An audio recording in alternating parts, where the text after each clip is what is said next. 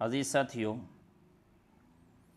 ہمیں سوچنا یہ ہے، غور یہ کرنی ہے کہ ہمیں اللہ تبارک و تعالیٰ نے ایمان کی دولت، اتنی بڑی دولت دی ہے کہ انسان کے پاس اگر ایمان کی دولت ہے تو انسان اس پر عمل کر کے چلتا ہے، اللہ کے حکموں کے مطابق زندگی گزارتا ہے۔ یہ ایمان کی دولت اتنی بڑی دولت ہے کہ انسان کو جہنم سے بچا سکتی ہے۔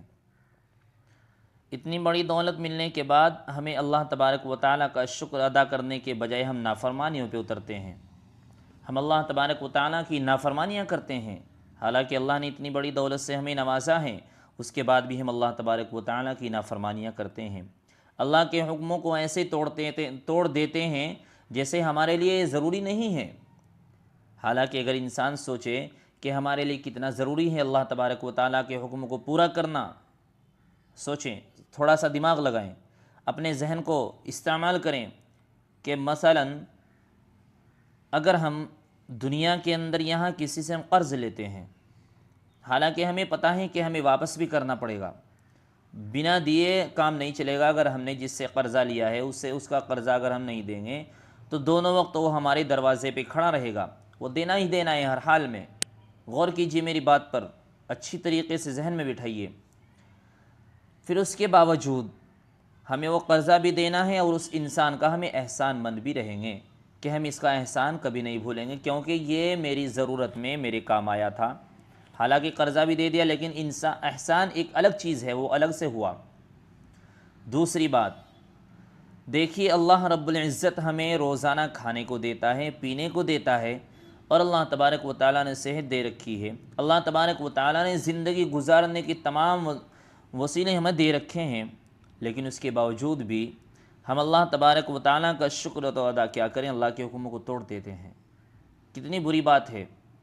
ہم سوچیں کہ جب دنیا میں تھوڑا قرض لینے کے بعد ہم انسان کے احسان مند ہو جاتے ہیں، اس کے احسان میں دب جاتے ہیں، اور جو اللہ ہمیں کھلاتا بھی ہے، پلاتا بھی ہے، صحت بھی دی ہے، اور اللہ تبارک و تعالیٰ نے دنیا کی تمام چیزوں سے نواز رکھا ہے، اس کے باوجود بھی ہم اس اللہ کا حکم توڑ رہے ہیں، تو وہ اللہ ہم سے راضی ہوگا یا ناراض ہوگا؟ سوچئے، اللہ نے یہ جو دماغ دیا ہے نا، دماغ یہ ایسے نہیں دیا ہے، اس کو استعمال کیجئے، ذرا اس کو چلائیے اس طرف کہ اللہ نے ہمیں جو دماغ دیا ہے ہم اس کا صحیح استعمال کریں۔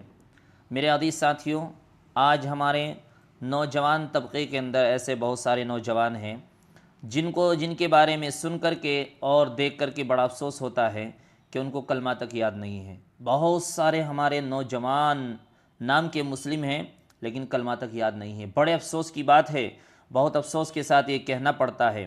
میرے عزیز ساتھیوں، بہت سارے نوجوان ایسے ہیں جو نماز کے بارے میں پتہ ہی نہیں کہ فلاں نماز میں کتنی رکعت ہوتی ہیں، فلاں نماز کا کیا نام ہے، صبح کو جو اذان ہوتی ہے اس کو کیا کہتے ہیں، کون سی نماز ہوتی ہے، دوپہر میں جو اذان ہوتی ہے وہ کون سی نماز ہوتی ہے، شام کو پھر عصر کی، مغرب کی، ان کے بارے میں بہت سارے نوجوان ایسے ہیں جو بالکل ایسے غفلت میں ہیں جن کو نمازوں کے نام تک یاد نہیں ہیں۔ بہت افسوس کی بات ہے، افسوس کی بات ہے۔ ہمیں ڈوب مرنا چاہیے۔ میرے عزیز ساتھیوں، اللہ نے مسلمان کے گھر میں پیدا کیا ہے، اس کے بعد بھی ہمیں کلمہ تک یاد نہیں۔ بہت سارے نوجوان ایسے ہیں نمازوں کے نام تک یاد نہیں ہیں۔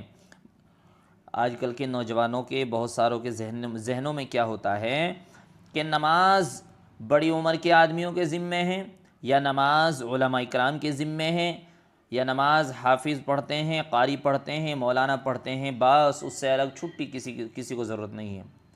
میرے بھائیوں، یہ بہت بڑی کمی اور غلطی کی بات ہے۔ ہمیں یہ سوچنا چاہیے کہ اللہ تو مجھے بھی دے رہا ہے، اللہ مجھے بھی کھلا رہا ہے، اللہ نے مجھے تندرستی بھی دی ہے، اللہ نے مجھے جوانی بھی دی ہے، اللہ نے مجھے پیسہ بھی دیا ہے، اللہ نے مجھے گاڑیاں بھی دی ہیں، تمام چیزوں سے اللہ نے نوازا ہے، اور پھر اس کے باوجود ہم اللہ کے حکموں کو توڑتے ہیں، اللہ تبارک و تعالیٰ ہم سے ناراض ہو جائے گا۔ میرے عزیز ساتھیوں، یہ مختصر سی زندگی ہے، نہ جانے کب زندگی ہے، یہاں سے اس زندگی میں جانا پڑ جائے۔ یہ زندگی کو چھوڑ کر کے، اس دنیا کی زندگی کو چھوڑ کر کے کب ہمیں یہاں سے منتقل ہونا پڑ جائے، کب انتقال ہو جائے، اس کا کسی کو کوئی بھروسہ نہیں ہے۔ تو اس لیے سبھی سے گزارش ہے کہ نمازوں کا اہتمام کریں۔ نماز پڑھنے سے سب سے بڑی بات کیا ہے؟ انسان کے چہرے پہ نور ہوتا ہے۔ نماز پڑھنے سے انسان کی رزق میں خیر برکت ہوتی ہے۔ صبح کو فجر کی نماز پڑھی، کتابوں کے اندر ہے کہ اللہ تبارک و تعالیٰ اس کا ذمہ دار ہو جاتا ہے۔ شام تک اللہ تبارک و تعالیٰ پر اس کی ذمہ داری رہتی ہے۔ انسان نماز پڑھتا ہے، نماز پڑھنے سے میرے عزیز ساتھی اس کے گھر کے اندر خیر برکت ہوتی ہے۔ انسان نماز پڑھتا ہے، نماز قبر کے اندر مومن کا دل بہلانے والی ہے۔ نماز قبر کا میرے عزیز ساتھیوں نور بھی ہے، نماز مومن کا معراج ہے۔ بہت ساری چیزیں ہیں ایسی جو نماز پڑھنے سے انسان کو ملتی ہیں، انسان حاصل کر لیتا ہے نماز پڑھ کر کے بہت ساری چیزیں۔ آپ نے سنا ہوگا کتابوں کے اندر بے شمار واقعات صحابہ کرام کے کہ صحابہ کرام کو کچھ بھی ضرورت ہوتی، کوئی بھی چیز کی ضرورت پڑتی، وہ کسی انسان سے سوال نہیں کرتے تھے۔ صحابہ کرام کا کیا معمول تھا؟